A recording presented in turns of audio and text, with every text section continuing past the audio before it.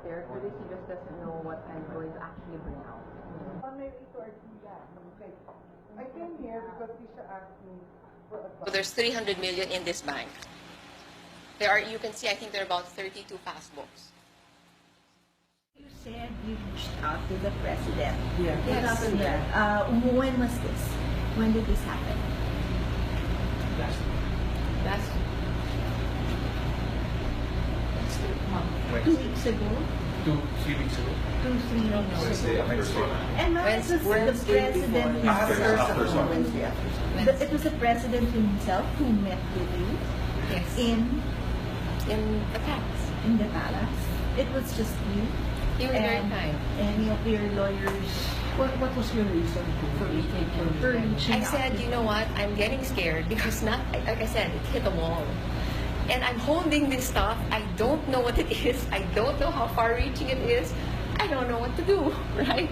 So I would think that the safest place to bring this is there.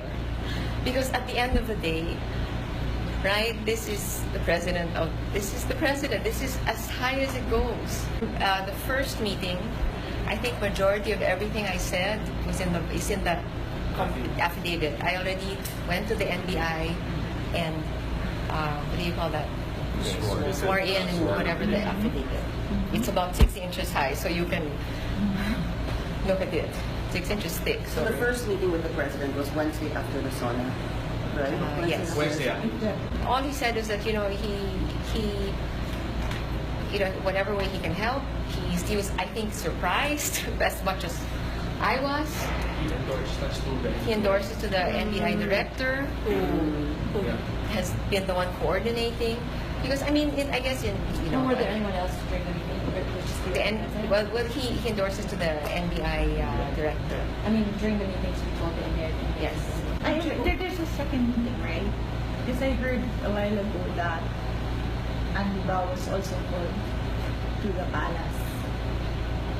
Yes. When did this happen? When did this happen? Sorry, that I'm not good with dates, so I look at them because I don't know the dates. Tuesday. You met again with the president on Tuesday with your husband.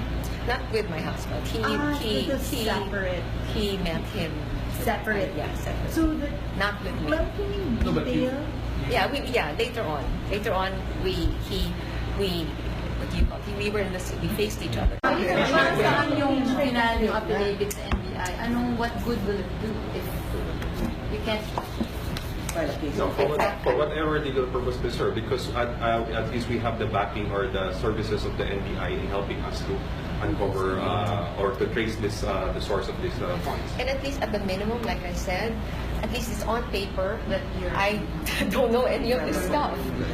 I found things that you see before you. I found passbooks.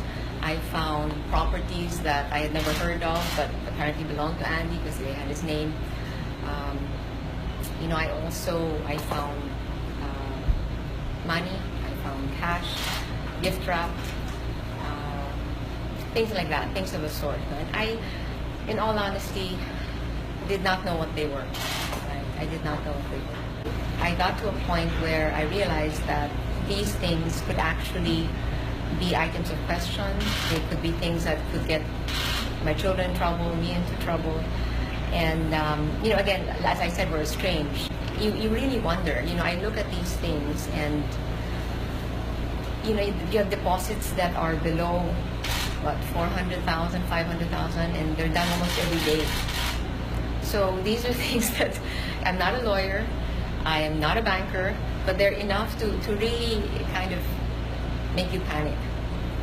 I really, really feel that this should not be in my house, right? That really, I don't know what it is, but it doesn't belong in my house, okay?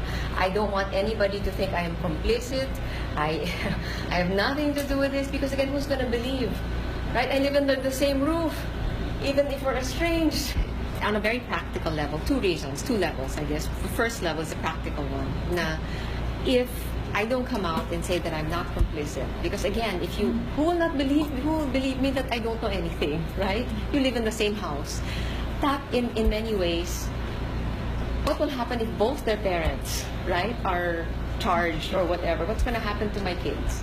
That's the bigger, for me, the bigger question. The other level is a very, I guess, a more pedagogic one, where I do want to teach them that, again, it's you have to, at some point in your life, you really do have to walk the talk. And this, for me, is one of them. And even if you're alone, you pick courage not because it's easy, but because it's worth it. Because at least I can stand tall and straight and say, you know what, I didn't do any of this stuff.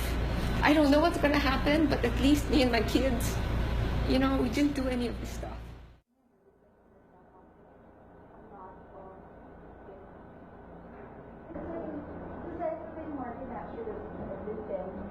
And then it's like a one bedroom, and if you can see it, then there's two bedroom, there's the other thing is things have forgotten.